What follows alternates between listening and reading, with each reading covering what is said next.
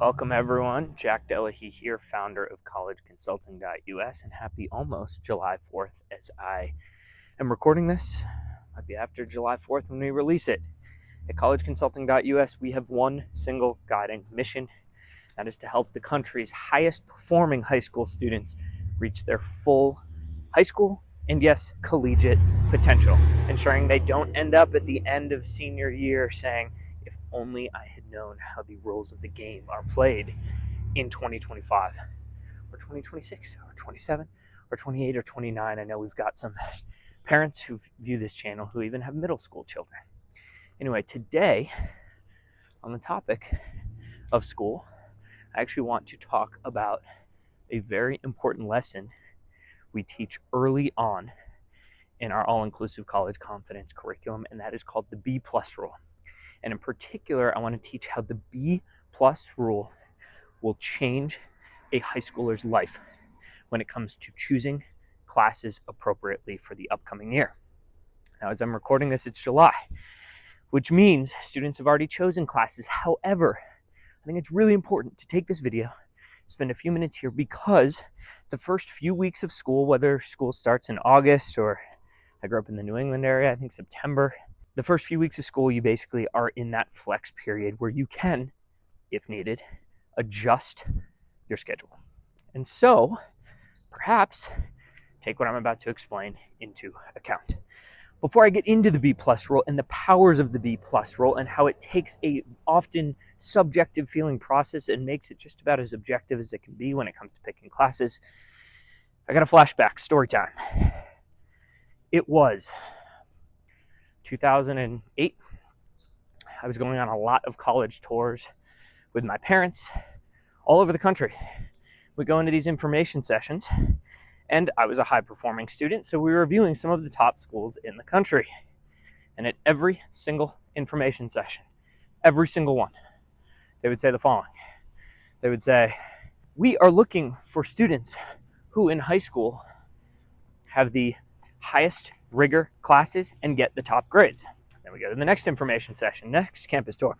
We're looking for students who take the most rigorous course load and get the best grades in those classes. And then we go to another.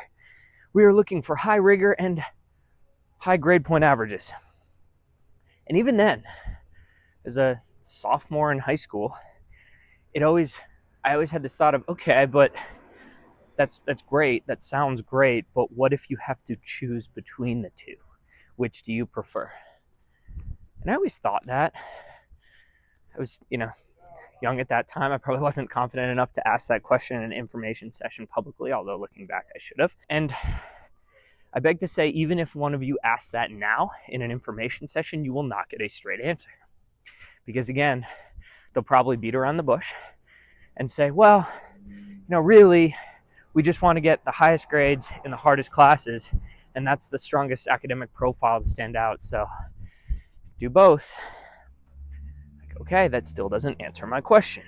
What if I can only choose one? We'll use a very common example in the United States. BC Calc is known as the hardest class across the country when it comes to public schools, and that's pretty generally known because AP classes are universal across the United States the way they're taught, because they're basically taught to the book, to the AP test. And so it's pretty universal that BC Calc is extremely hard. And so, just to take this example one step further, I think everyone watching this YouTube channel, including admissions reps at the top colleges in the country, would say, yeah, if you're going to get an F in BC Calc, I'd encourage you not to take it. Getting an F will hurt your college-ready profile. Everyone who's watching this YouTube video, I think, would agree on that. Then, on the flip side, if you get an A in BC Calc, congrats, you have hit exactly what every information session across the United States says, which is take the most rigorous classes and get the top grades. Congrats, I got an A in BC Calc. But what if you're not positive you can get an A in BC Calc? Then what? So now let's flash back to 2008. I'm a sophomore, I'm going on all these campus tours, and I say, yeah, I'm a high-performing student. I'm striving for a top 25 school college in the country. Okay, junior year class selection is coming up. I'd been an honors AP type student, But it was generally known at where I went to high school that junior year, pre-calculus, if you took the honors level course, it was a step up. And in fact, it was 2 steps up. And I knew that. And I said, but I'm going to go for it. Honors, pre-calc, here we come. I know it's going to be an absolute grind. It was a grind. Miss Patton, if you're watching this, you are a fantastic teacher and you taught a hard class. Keep in mind, this was before I had elite level study habits and tactics. That's for another video. You can take a look. I've already gone into how to get straight A's and sleep 8 hours a night. I did not have that yet. With that said, I grinded through pre-calc the entire year. That was the classic 2 a.m. sleepless night, studying. And long story short, I'll never forget it, I ended with a 79.7 in the class for the year. How do I remember that? Because Miss Patton, if you're watching this, you remember you don't round up. And I went in July to try to see if I could scrap and negotiate 8 points on my final, which would have brought my overall grade from a 79.7 to an 80. Yes, Miss Patton, I still remember. And I was able to get 4 points off that final. I don't know if you remember me sitting in your classroom in July in the middle of the summer negotiating with you on why I should get partial credit on some of those questions, and you gave me 4 points, but you didn't give me 8. I ended up with a 79.8, and that was a C+ for you. And so, if anyone asks, people ask actually all the time. They're like, oh, you got into Vanderbilt. What was your lowest grade in high school? C+. I got one of them. I'll never forget it to this day. And this makes the crux of my video, and thus sent me down a rabbit hole to once and for all find an answer of where is that answer of, if I'm going to get insert grade, I should probably drop down a level. Again, go to information sessions across the country. They'll just continue to say, well, get the highest rigor, take the highest rigor and get the highest grades. But I just knew in my heart of hearts that posting that C+ and applying to colleges with that C+ absolutely hurt my college ready profile. It did. And I always kicked myself because it was a really taxing year in that class for me. And I tried really hard and I stressed and I struggled. And after all of that, I actually hurt my profile. And that's the hardest part.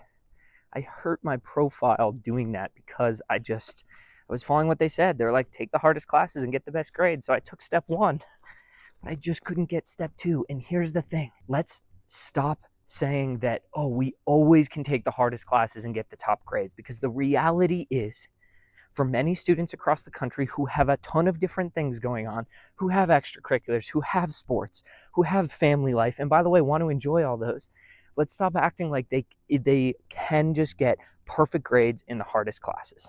And I think this is a really important lesson we teach our students in our all-inclusive program, to actually embrace that, to say, yeah, you're right, you have other things. And by the way, other things in life besides academics are great. So let's assess what you reasonably think you can get in a class. Back in time. All right, so I get my C+. It absolutely hurts my profile. By the way, just so you all know, yes, I did end up getting into Vanderbilt. Having a C+ on your transcript today, if you apply to Vanderbilt, I'm not going to say that would completely eliminate you from consideration, but close. At this point, that was 15 years ago. And yeah, I got into Vanderbilt with a C+, but those who are watching, if Vanderbilt is your dream school, I hope this video allows you to not get a C+. So now, throughout college, I met with multiple admissions reps. I interviewed people. I looked at different transcripts of people who got accepted and rejected. And basically, with all these data points, I came up with a rule for my students. Before everyone gets all upset, no, this is not a rule that applies to 100% of every single possible scenario out there. But for the sake of YouTube, it applies for a lot of situations out there. And I think just even having a guideline like I'm about to describe is really going to help. So after all of my research and interviewing top admissions reps and assessing transcripts, I came to the following realization, which is that getting a B+ in a higher level class is equivalent or about equivalent in the eyes of a top college admissions rep as getting an A in whatever class is lower tiered in terms of rigor. So every school is different. Some schools, the highest possible level is honors, which would mean that getting an A in the class that's below, which I believe a lot of schools call CP or enriched, is equivalent or about equivalent of getting a B plus in an honors class. Some schools, there are AP classes. You can go AP to honors, honors to, you get the point. The point is, getting a B plus is equivalent or about equivalent as getting an A in whatever class is lower. So you can see where I'm going here. If you had asked Jack Delahy in 2008, do I think I can get a B plus? And here's the kicker. B plus is about equivalent. So really, unless you have this deep desire to struggle and fight and claw for that B plus, which is equivalent as getting an A in a lower level class, really you should be asking yourself, can I get an A minus in that class? And if you had asked Jack Delahy if he could get an A minus in pre-calculus with Miss Patton, if you're watching this again, you were an amazing teacher, but your class was hard. My answer would have been no. But I didn't think like that in 2008. Because in 2008, I just blindly followed what admissions rep said, which was take the highest rigorous classes and get the top grades. So I took step 1 and struggled with step 2. Taking a bird's eye view approach would have helped me dramatically. So now let's bring it to today. I implore everyone who's watching this video, and help your high schooler do this too, whether they're in 8th grade, going into 9th grade going into 10th, 10th into 11th, or 11th into 12th. It's July when I'm filming this. When they go back to school in August, have them look at their transcript. Have them look at their class schedule. You are going to have a 2 to 3 week buffer where basically you can move classes on a whim.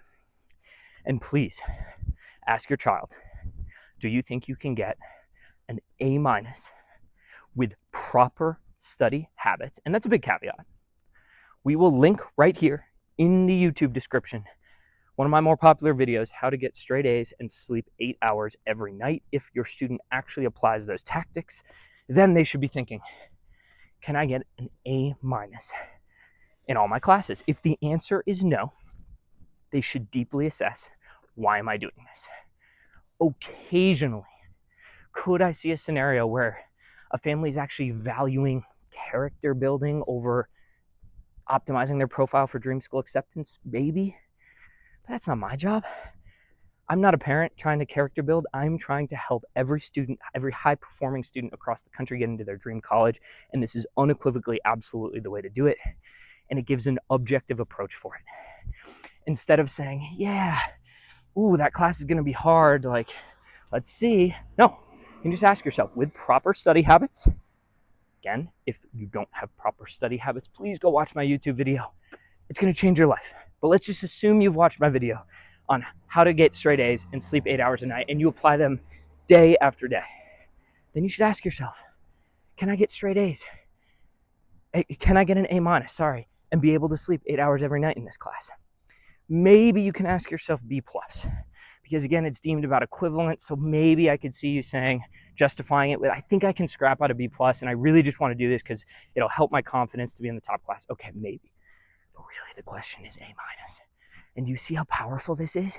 You can run every single one of your classes through this frame, through this mental construct, and optimize your class schedule instead of having this constant gray area of most rigorous classes and the best grades. I know what that means, but I got a C plus when I applied that framework, and it did not help my college ready profile. So let me conclude with this, because I know you guys are probably watching this. You're like, whoa, is this real? Does this, this random guy on YouTube saying this? We are going to link to Hope's case study. Hope was a standout student, and Hope fully and completely embraced this rule. We will not only link to Hope's case study in blog form, we will also link to my 30-minute interview with Hope, where you can hear her talk through her framework for choosing classes. You can hear how she said, I simply wanted to enjoy high school and excel. I didn't want to sacrifice enjoying high school for excelling or trying to excel in my case and still getting a B plus. Hope did not take a rigorous class schedule because she applied this framework to her class selection. And a lot of times she said, I don't think I can get an A- in that class. I'm going to drop down. Guess what? Once you drop down and you take a slightly easier class and you know you're going to work hard and you'll probably lock in that A, you have mental freedom. The college planning journey becomes more fun. You have more time. You can sleep 8 hours a night. And then I know what you're saying. Yeah, but you've just drastically hurt your chance of getting into your top school. Go watch the Hope interview. Hope's dream school is Vanderbilt. She, as of this recording, is about to enter sophomore year at Vanderbilt. Why?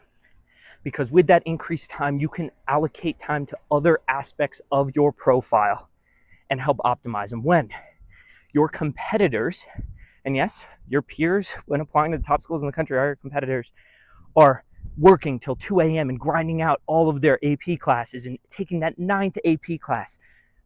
Hope was working on her authentic standout profile and telling an adequate story, a proper story, a story that made admissions go, this student is just really authentic. They mean what they say.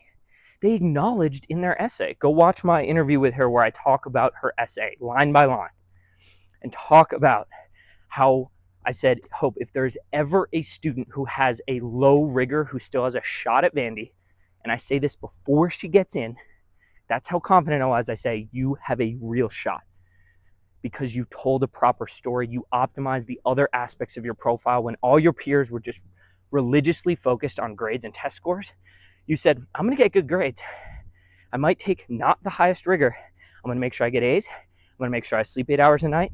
And then I'm going to have time to focus on my Common App, my essays, category 4 of admissions that we preach in this program. Different is greater than difficult, your story, all of it. And she did it all. And she got into her dream school at Vanderbilt, which, I don't know. Let's do this now. Flash on the screen. I'm going to guess Vandy's in the 6% acceptance rate.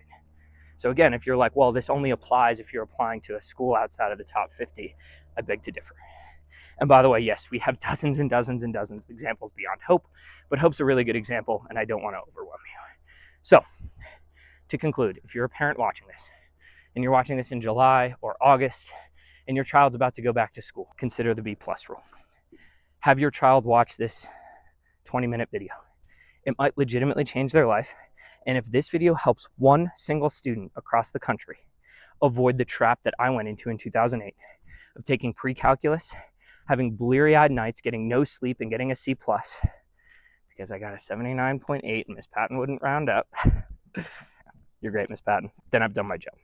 If I have one child who applies the B+ rule in their framework, I've done my job. By the way, yes, this will apply in the summer as you're going back to school in those first few weeks, but this will also apply in springtime when you choose next year's classes, and round we go. If I can help one more student embrace Hope-style effectiveness, Hope-style application critiques where she said, I'm not going to grind myself to a pulp. I'm going to enjoy high school, and I'm going to get into my dream school. It is all possible. Hope this helps. By the way, this is obviously a general video I send out to the masses. If you want to talk about your own personalized situation, we help high school students, high-performing high school students, 3.7 GPAs or higher, achieve dream school admission, achieve their wildest goals. But we do so in a foundational manner. We're not a last second, oh yeah, we'll tweak your essay approach. We're a 4-year program for a reason. 9th grade is the optimal time to start working with us because we can work with you for 4 years to help apply lessons like this and hundreds of others. And yes, we do accept 10th and 11th graders on an as-case basis if they're willing to put in the work and catch up in our program.